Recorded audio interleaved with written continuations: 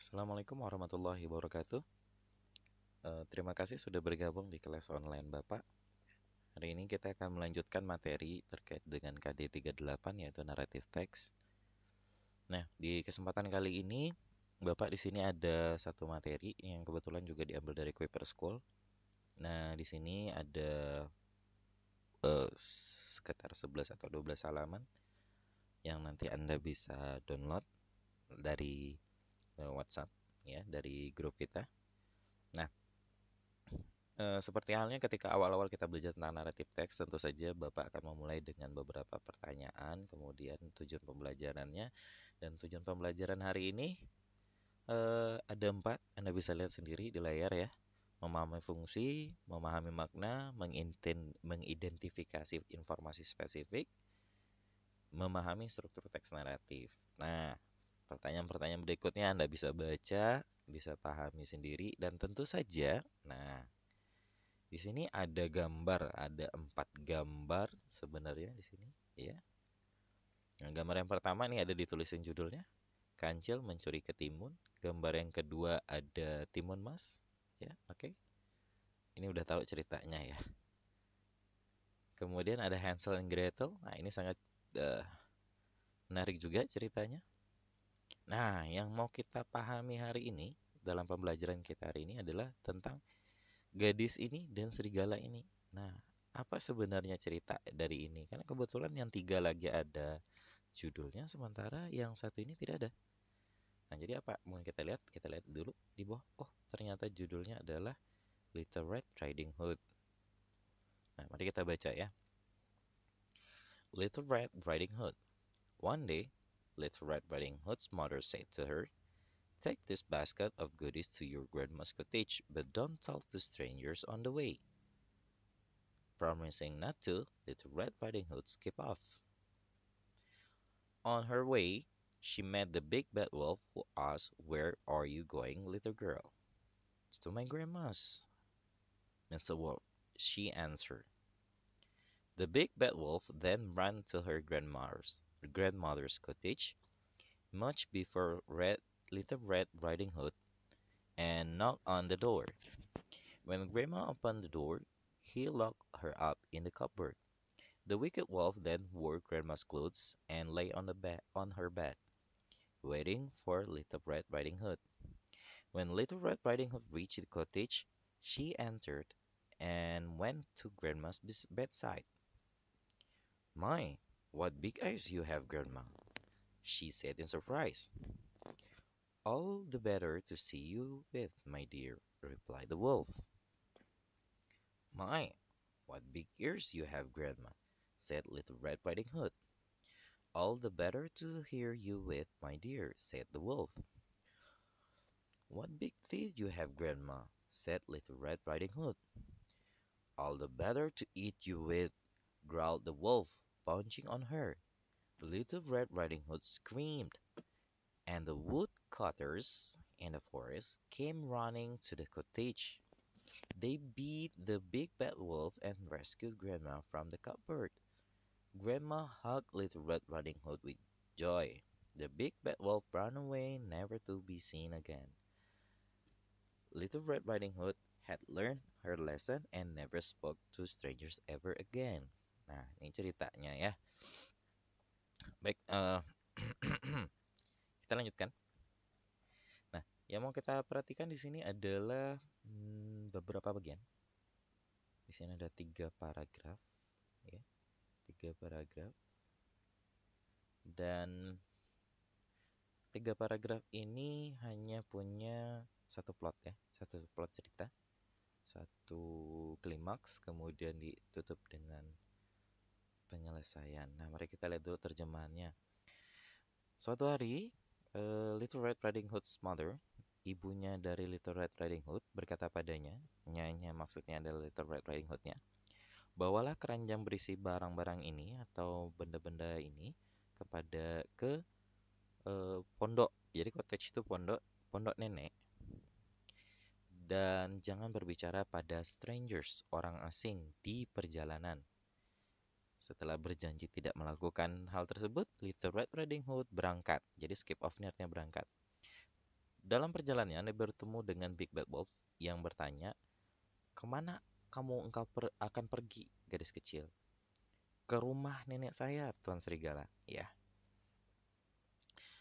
si serigala itu kemudian berlari ke rumahnya atau ke pondoknya nenek si Little Red Riding Hood lebih dulu ya, jauh sebelum Little Red Riding Hood, dan mengetuk pintunya. Ketika nenek membuka pintu tersebut, dia menguncinya ke dalam sebuah cupboard. Dia yang awal ini untuk serigala, dia yang kedua ini untuk si nenek ya. Nah, si Wicked Wolf, nah, the Wicked Wolf ini maksudnya Big Bad Wolf ya. Wicked ini sama dengan bad ya, jahat artinya. Kemudian mengenakan pakaian dari si nenek dan merebahkan tubuhnya di tempat tidur, menunggu si Little Red Riding Hood. Ketika Little Red Riding Hood mencapai pondok tersebut, dia masuk dan pergi ke sisi tempat tidur ya, bedside dari grandma, si nenek. "Ya ampun, betapa besarnya matamu, nenek," dia berkata dalam keadaan terkejut. "Semuanya untuk bisa melihatmu dengan baik, sayangku," jawab si serigala. Ini yang menjadi nenek. "Ya ampun, telinga kamu besar, nenek," kata si Little Red Riding Hood. "Semuanya supaya bisa mendengar kamu dengan baik, putriku, anakku sayang," ya, kata serigala. Nah, yang terakhir, "What big teeth you have, Grandma?" "Betapa besarnya gigimu, nenek," katanya. Kata si Little Red Riding Hood. "All the better to eat you with." Semuanya supaya aku bisa memakanmu dengan baik. Iya, si serigala tadi menyerang. Jadi pouncing ini menyerang si Little Red Riding Hood. Jadi Little Red Riding Hood akhirnya scream, berteriak. Dan the woodcutters in the forest, para penebang hutan yang ada di hutan tersebut, penebang pohon ya dalam hutan tersebut, datang berlari ke pondok tersebut. Mereka memukuli si serigala jahat itu dan menyelamatkan nenek dari lemari. Nenek memeluk Little Red Riding Hood dengan gembira. Si serigala jahat akhirnya kabur, ya, tidak terlihat lagi, dan Little Red Riding Hood telah belajar pelajarannya dan tidak pernah berbicara pada orang asing lagi. Nah, itu dia ceritanya ya. Nah, apa yang mau kita lihat di sini ada beberapa pertanyaan. Pertanyaan pertama, what did the Little Red Riding Hood's mother ask her to do? Apa yang dilakukan Little Red Riding Hood's ibunya? Apa yang diminta oleh ibunya Little Red Riding Hood kepada kepadanya untuk dilakukan apa ya? Barangkali kalian sudah tahu jawabannya. Ya, baik, kita lanjutkan nomor 2. Whom did Little Red Riding Hood meet on the way? Siapa yang ditemui oleh Little Red Riding Hood ya? Dia pakai boom di sini ya. Karena yang ditanyakan adalah orang yang berada di posisi objek dari kalimat ya. Pakai boom ya. Yang ketiga, why did the big bad wolf go to grandma's house? Kenapa si serigala jahat tadi pergi ke rumah nenek? Bisa dijawab sendiri. 4 juga gitu. What did the wolf do to the real grandma? Apa yang dilakukan si serigala tadi ke nenek yang sebenarnya? Yang kelima, bagaimana rupa dari serigala tadi ketika dia memerankan seperti si nenek? Yang keenam, siapa yang membantu Little Red Riding Hood? Dan yang terakhir, apa pesan dari ceritanya? Nah, di sini ada penjelasannya juga. Nah, dan lain sebagainya dan sebagainya. Kemudian di sini ada 4 latihan ya. Ya. Nah, jadi kita pahami dulu sebenarnya tentang Little Red Riding Hood. Jadi fungsi sosialnya apa sebenarnya ya. Kalau menurut dari artikel ini memang betul ya. Yang mungkin sudah kita catat di pertemuan sebelumnya juga, udah beberapa kali juga Bapak bahas, bahkan ketika Anda masih berada di kelas 9 dulu. Jadi naratif teks itu tujuan awalnya adalah untuk menghibur pembaca atau pendengarnya melalui cerita yang unik dan menarik. Nah, Di sini dibahas juga, selain itu teks naratif juga dapat berfungsi sebagai media kreatif untuk menyampaikan pesan moral, misalnya kepada anak-anak. Pada cerita Little Red Riding Hood tersebut, misalnya pesan yang disampaikan kepada anak-anak adalah berhati-hatilah saat bertemu orang yang tidak dikenal. Ya, betul sekali. Ini ada sebenarnya teks naratif itu kalau dari beberapa buku ya, yang pernah Bapak baca, sebenarnya tujuannya bukan untuk menghibur sebenarnya. Dia tujuannya mendidik. Tujuannya adalah untuk mendidik. Jadi ketika kita membaca sebuah teks naratif atau mendengar sebuah teks naratif itu, kita mendapatkan pesan moral. Oh, ini misalnya harus patuh sama orang tua, harus sayang sama ibu kayak Malin Kundang misalnya. Harus tepat janji kayak cerita tentang Danau Toba, ya. Nah, di situ kita mendapatkan pesan moral. Nah, pendidikan moral ini yang ingin sebenarnya ditekankan dalam teks naratif, cuma pada dasarnya untuk manfaat langsungnya memang adalah untuk menghibur gitu. Itu manfaat langsung. Manfaat lebih mendalamnya baru untuk mendidik anak-anak terutama sekali, karena susah juga menjelaskan suatu kejadian kalau tidak pakai cerita pada anak-anak ya. Nah, ada beberapa struktur, Anda sudah tahu ada orientation.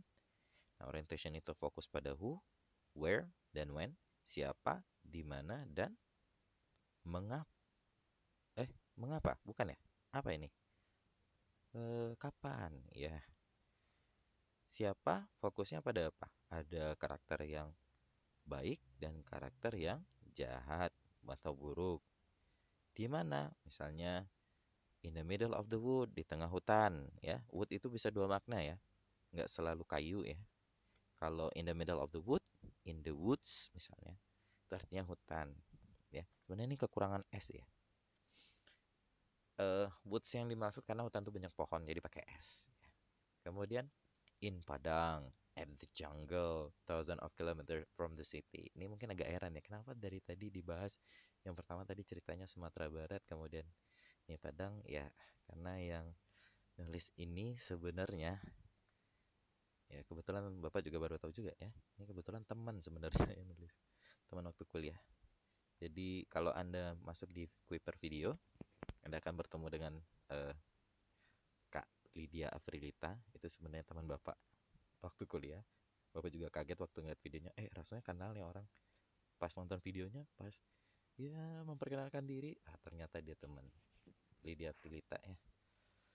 By the way, hanya itu saja cerita-cerita kita. Kita lanjutkan lagi. Kemudian ada yang ketiga, ada kapan.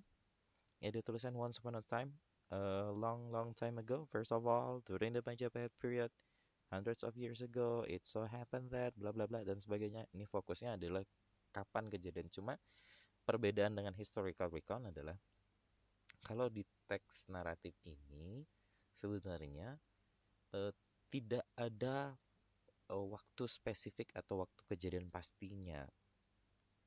Dan sebenarnya dia tidak bisa dijadikan acuan sejarah ya. Berbeda dengan historical recount yang kita pelajari, itu fakta, ada bukti. Mungkin bisa berupa prasasti, dokumen, perjanjian, ada foto barangkali yang bisa mengiringi teksnya. Tapi kalau untuk teks naratif sendiri sebenarnya dia yang untuk dongeng atau legenda itu tidak ada. Jadi tidak ada waktu spesifik. Kemudian kita mundur lagi ya. Di mana? Di mana juga tidak bisa spesifik sebenarnya. Coba.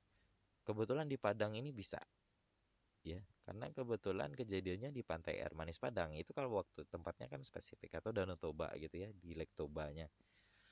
Tapi kayak Little Red Riding Hood itu di mana tempat kejadian pastinya kan nggak ada yang tahu.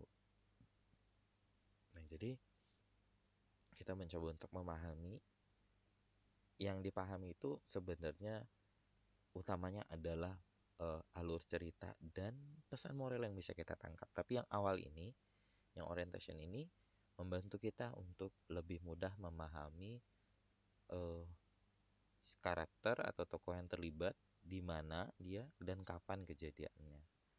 Kita lanjutkan yang berikutnya, ada complication. Yang complication ini menjelaskan persoalan-persoalan yang terjadi pada karakter di dalam cerita. Bagian ini menjawab pertanyaan apa yang terjadi. Jadi kalau kayak Bapak cerita, kalau di historical dia fokus waktunya jelas, urutan kejadiannya jelas, ada barangkali tahun, ada tanggal dan tahunnya, ada jam barangkali, misalnya kayak Proclamation of Indonesian Independence barangkali, proklamasi kemerdekaan Republik Indonesia. Tapi kalau di sini urutan kejadiannya eh, hanya didasarkan pada kata bantunya nanti ya. Ada urutan kejadian awalnya seperti apa, nanti berikutnya bagaimana. Di sini juga diceritakan ya, diambil dari kutip dari teks di atas. The Big Bad Wolf mengunci nenek Little Red Riding Hood dalam lemari, menyamar jadi nenek. Kemudian nanti Little Red Riding Hood Putri saat tahu itu bukan neneknya. Nah, ada penggunaan kata penghubung kayak then, one day, the next day, after that, so then, when, during that time. Nah, jadi ada kemudian, suatu hari, hari berikutnya, setelah itu, jadi kemudian, ketika, ya, pada saat itu. Nah, ini kata penghubung yang umum digunakan untuk menghubungkan kejadian-kejadian yang ada dalam cerita. Oke, kita butuh coretan sedikit ya. Mari kita coret-coret. Ini bisa dicoret? Oke, nggak bisa dicoret ya. Oh, bisa. Wah, wow, wow. Boleh dicoret? No, no, no, no, no, no. Loading ya. Baik, tidak usah kita coret ya. Baik, bisa dicoret? Oh, tidak ada. Tidak ada coretan. Baiklah.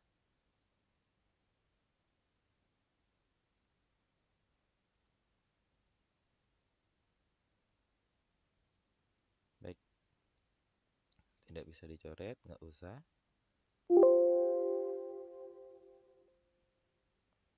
Baik, ada gangguan. Kita tutup saja, kita lanjutkan saja. Berikutnya, aduh, ini kita close aja lah. Kita lanjutkan. Di sini ada resolution. Resolution itu penyelesaian cerita. Jadi ada seperti waktu itu Bapak gambarkan di papan tulis, ada semacam kayak uh, segitiga ya, segitiga di situ. Mirip segitiga, tapi segitiga yang tidak tertutup bawahnya. Ada orientation, kemudian naik, complication, kemudian climax, baru turun lagi, ada resolution, baru nanti ditutup dengan, sebenarnya ada satu bagian lagi. Beberapa buku mengatakan ada coda. Coda itu apa yang terjadi setelah cerita itu berakhir gitu ya. Nah, yang happily ever after, bahagia pada akhirnya untuk selamanya, kayak di video tukang sepatu itu, The Shoemaker itu termasuk pada coda sebenarnya. Nah, tapi yang mau kita lihat, nah di sini pemahamannya juga akan berbeda sedikit ya. Ini tidak ada salahnya karena ini sebetulnya ada juga buku mengatakan resolution itu di dalamnya sudah mengandung koda. Jadi koda itu sub dari resolusinya atau penyelesaian. Jadi apa katanya? Resolution adalah bagaimana how it ends, bagaimana dia berakhir. Ada finally, at the end, so in the end, to end the story all in all. Ya. Nah, ini dia. Jadi ditutup dengan sebuah penyelesaian. Oke. Nah, baik, eh, kita lanjutkan.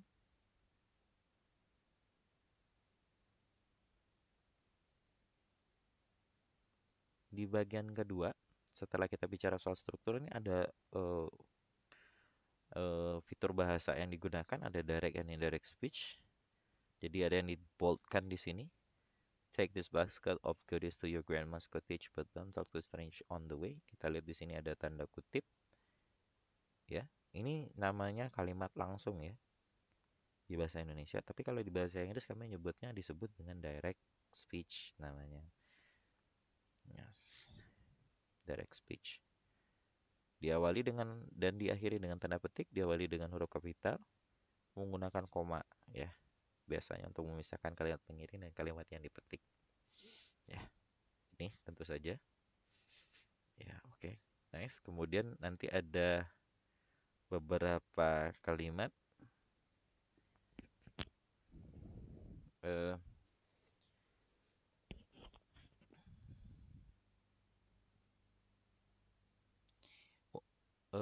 said to her itu berkata padanya, eh, ini sedikit berbeda dengan pemahaman Bapak ya. Sebenarnya ini kalau dalam bahasa Inggris kita nyebutnya saying verb ya. Saying verb. Jika dia diiringkan sesudah dengan indirect speech, maka kita biasanya menggunakan saying verb ini untuk menunjukkan apakah kalimat langsung itu menjawab, berkata, memberitahu, bertanya, menjawab juga. Reply itu menjawab, shouted, berteriak, yell atau memaki ya. Yell. Ini masuk dengan saying verb. Nah, indirect speech sebenarnya tidak dituliskan dengan penggunaan eh, tanda kutip ya, tapi digunakan seperti ini polanya ya. That day, Little Red Riding Hood's mother asked her to take that basket of goodies to her grandma's cottage. Nah, ini nggak pakai kutip, cuma memberitahukan orang. Jadi kita menyampaikan kembali apa yang sudah disampaikan secara langsung oleh seseorang, tapi dengan gaya bahasa dan pemahaman kita. Dan diharapkan maknanya tidak berbeda ya, dalam artian mendekati paling tidak, tapi sebaiknya sama, tapi dengan bahasa yang mungkin lebih sederhana, mungkin yang lebih mudah dipahami oleh orang. Baik, untuk saat ini demikian saja pembelajaran kita karena videonya semakin besar ini ukurannya. Jadi terima kasih atas perhatian kalian. Eh, Silahkan nanti kalau ada pertanyaan setelah video ini Anda bisa memasukkannya di WhatsApp ya. Terima kasih atas perhatiannya. Bapak tutup dulu membaca Alhamdulillahirabbil alamin. Assalamualaikum warahmatullahi wabarakatuh.